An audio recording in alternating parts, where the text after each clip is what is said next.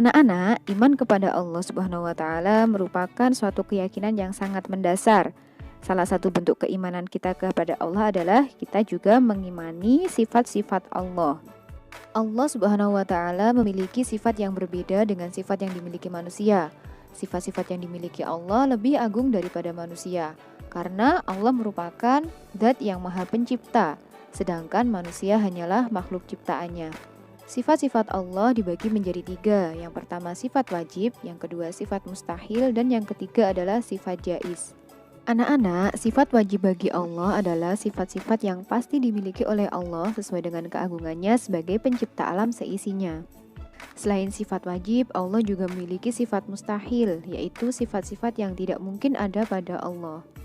Yang pertama, Allah Subhanahu wa taala bersifat wujud, artinya ada, dan mustahil untuk bersifat adam, yang berarti tidak ada. Adanya Allah bukan karena ada yang mengadakan atau menciptakan, akan tetapi Allah itu ada dengan zat-Nya sendiri. Adanya Allah dapat dibuktikan dengan adanya alam ini. Semua benda-benda yang ada di alam semesta adalah ciptaan Allah Subhanahu wa taala. Begitu pula dengan adanya kursi, pasti ada juga yang membuatnya kan, yaitu tukang kayu. Dengan demikian, adanya alam ini juga pasti ada yang membuat dan tidak mungkin ada dengan sendirinya. Keimanan seseorang akan membuatnya dapat berpikir dengan akal sehat bahwa alam semesta beserta isinya ada karena Allah yang menciptakannya. Allah Subhanahu wa taala telah berfirman dalam surat Ali Imran ayat 2. A'udzu billahi minasyaitonir rajim. Bismillahirrahmanirrahim. Allahu la ilaha illa huwal hayyul qayyum. Yang artinya Allah, tidak ada Tuhan selain Dia yang maha hidup, yang terus-menerus mengurus makhluknya. Yang kedua adalah qidam, artinya dahulu. Untuk sifat mustahil dari qidam adalah hudus, yang berarti baru. Allah Subhanahu wa taala adalah pencipta alam semesta ini. Akal sehat mengatakan bahwa penjahit lebih dahulu ada daripada baju atau pakaian yang dibuatnya. Begitu juga dengan tukang kayu yang lebih dahulu ada daripada lemari atau perkakas yang dibuat. Nah, ini juga sama anak-anak ya dengan alam semesta ini. Alam semesta ini ada setelah ada yang menciptakan. Yang menciptakan adalah Allah Subhanahu wa taala. Hal ini telah dijelaskan dalam Al-Qur'an surat Al-Hadid ayat 3. A'udzu billahi minasyaitonir rajim. Bismillahirrahmanirrahim. Huwal awwalu wal akhiru wal zahiru wal batin wa huwa bikulli syai'in alim. Yang artinya, dialah yang awal, yang akhir, yang zahir dan yang batin, dan Dia Maha mengetahui segala sesuatu. Yang ketiga adalah baqa, artinya kekal. Kemudian sifat mustahilnya adalah fana, yang berarti rusak. Anak-anak, segala sesuatu yang diciptakan Allah Subhanahu wa taala pasti akan lenyap atau rusak. Contohnya seperti manusia, pasti nanti akan mati. Kemudian alam semesta ini juga akan rusak. Sedangkan Allah Subhanahu wa taala sebagai pencipta dan yang menciptakan alam semesta ini tidak akan pernah lenyap ataupun rusak. Allah akan kekal selamanya dan tidak akan mati. Sebagaimana firman Allah Subhanahu wa taala dalam surat Ar-Rahman ayat 26 sampai dengan 27.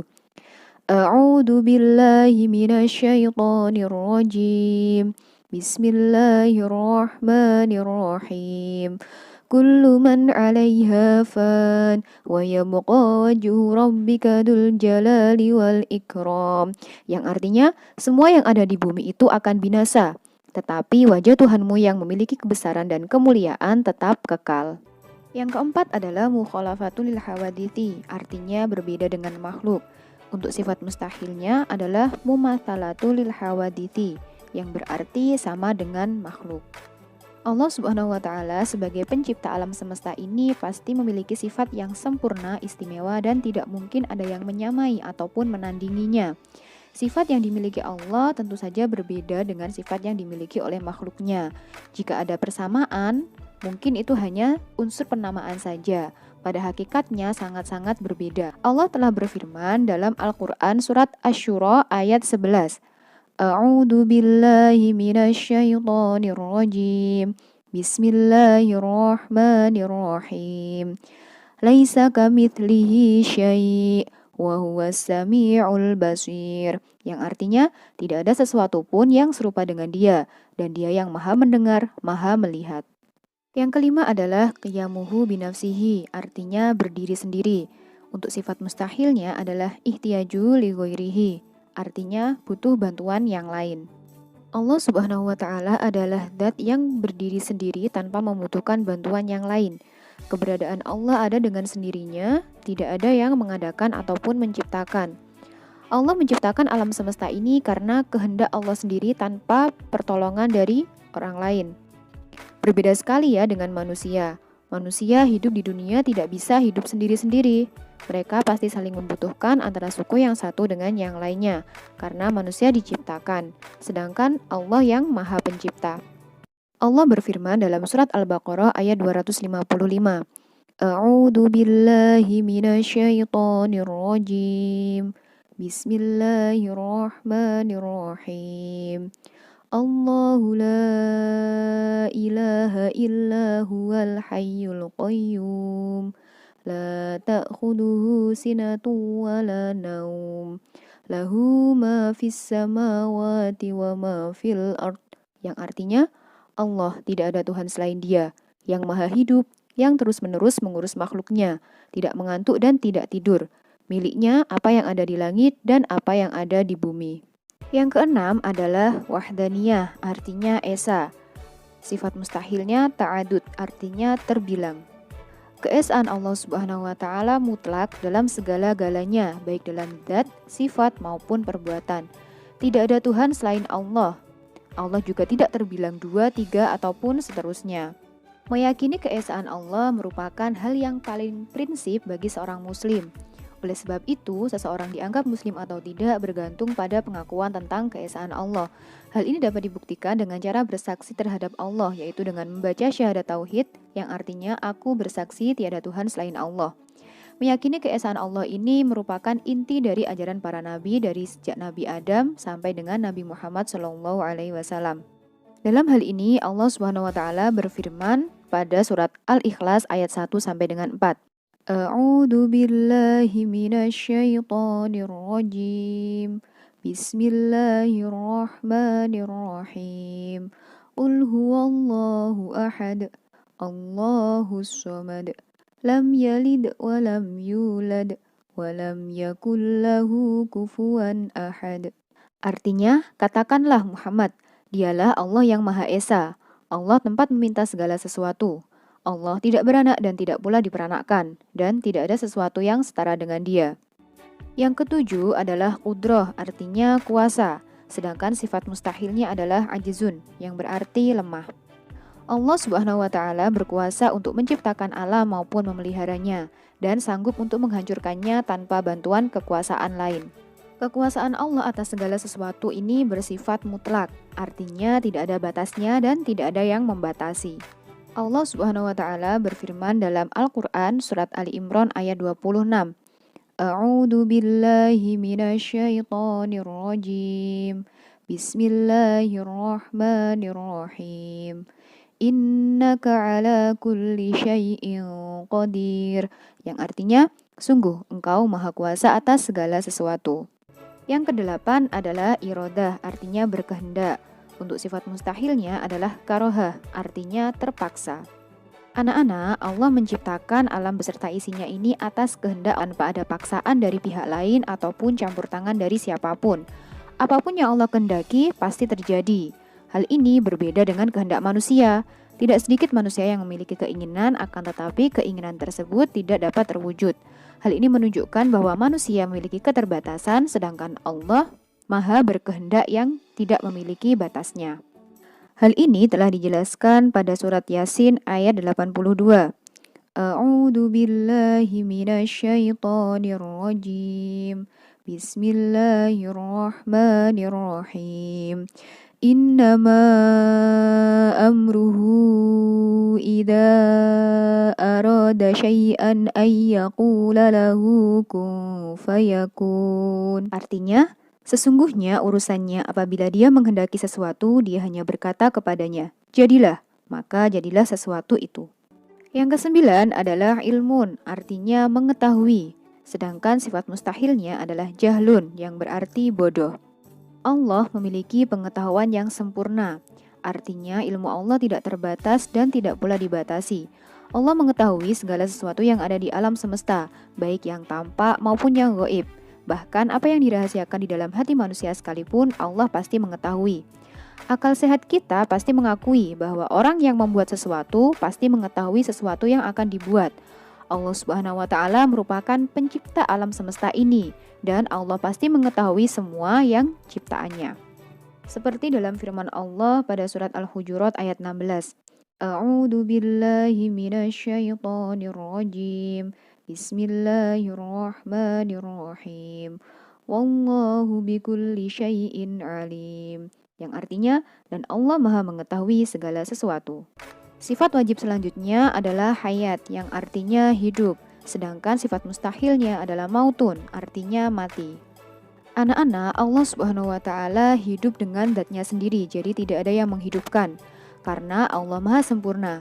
Berbeda dengan makhluknya yang diciptakan, seperti manusia ada yang menghidupkan, yaitu Allah. Selain itu, manusia juga membutuhkan makan, minum, istirahat, dan sebagainya. Akan tetapi, hidupnya Allah tidak membutuhkan semua itu. Allah hidup selama-lamanya dan tidak mengalami kematian. Allah kekal selamanya. Hal ini telah dijelaskan dalam firman Allah surat Ali Imran ayat 2. Sifat wajib berikutnya adalah sama, yang berarti mendengar. Sedangkan untuk sifat mustahilnya adalah sumun, yang berarti tuli. Allah Subhanahu wa Ta'ala mendengar segala sesuatu yang ada di alam semesta ini. Walaupun jumlah suara ratusan juta, walau hanya suara orang berbisik, bahkan suara hati yang tidak terucap, semua akan didengar oleh Allah Subhanahu wa Ta'ala. Tidak ada sesuatu pun yang tidak didengar. Pendengaran Allah berbeda dengan pendengaran makhluknya, karena tidak terhalang oleh suatu apapun, sedangkan pendengaran makhluknya dibatasi ruang dan waktu. Allah Subhanahu wa Ta'ala berfirman dalam surat Al-Hujurat ayat 1. A'udzu billahi minasyaitonir rajim. Bismillahirrahmanirrahim. Innallaha samii'un 'alim. Yang artinya, sungguh Allah Maha mendengar, Maha mengetahui. Selanjutnya adalah sifat wajib Allah basor, artinya melihat. Sedangkan sifat mustahilnya adalah umyun, yang berarti buta. Allah Subhanahu wa Ta'ala adalah zat yang mengatur, menjalankan, dan mengawasi benda-benda seperti matahari, bulan, bintang, dan juga planet-planet. Allah Subhanahu wa Ta'ala selalu mengawasi gerak-gerik umatnya. Bagi Allah, tidak ada sesuatu yang lepas dari penglihatannya. Allah Subhanahu wa Ta'ala berfirman dalam Quran surat Al-Baqarah ayat 265. A'udzu billahi minasyaitonir rajim. Bismillahirrahmanirrahim. Wallahu bima ta'maluna basir. Artinya, Allah Maha melihat apa yang kamu kerjakan. Sifat wajib berikutnya adalah kalam, yang berarti berfirman, dan mustahilnya adalah bukmun, artinya bisu. Allah Subhanahu wa Ta'ala berbicara dan menyampaikan perintahnya melalui firman yang berupa wahyu. Allah menyampaikan wahyu kepada manusia pilihan, yaitu Nabi dan Rasul, untuk didakwahkan kepada seluruh umat yang ada di bumi. Pembicaraan Allah tentu tidak sama dengan pembicaraan manusia. Allah berbicara tanpa menggunakan alat bantu yang berbentuk apapun, sebab sifat kalam Allah adalah sempurna.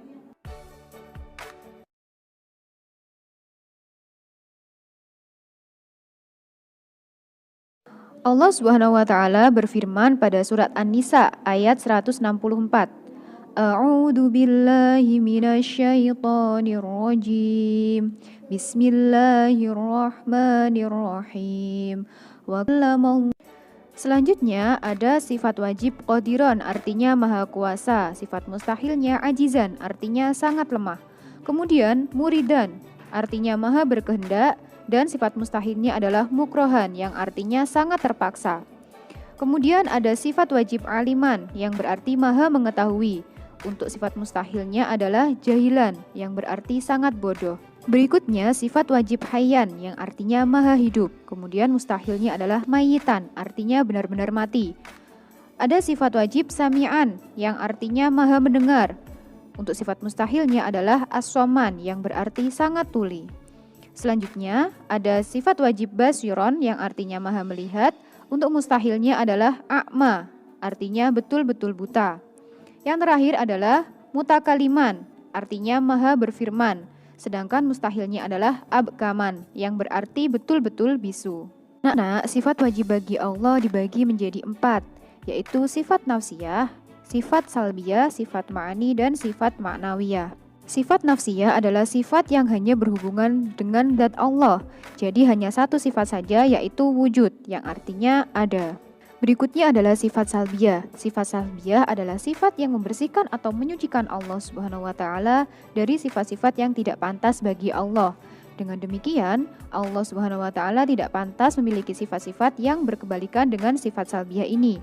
Yang termasuk sifat salbiyah adalah ridam, baqa, mukhalafatul hawadisi, qiyamuhu binafsihi, dan wahdaniyah. Selanjutnya adalah sifat ma'ani. Sifat ma'ani adalah sifat-sifat abstrak yang wajib ada pada Allah. Sifat ini juga dapat digambarkan oleh akal pikiran manusia dan dapat meyakinkan orang lain karena kebenarannya dapat dibuktikan dengan panca indera. Yang termasuk sifat ma'ani adalah kudroh, irodah, ilmu, hayat, sama, basor, dan kalam.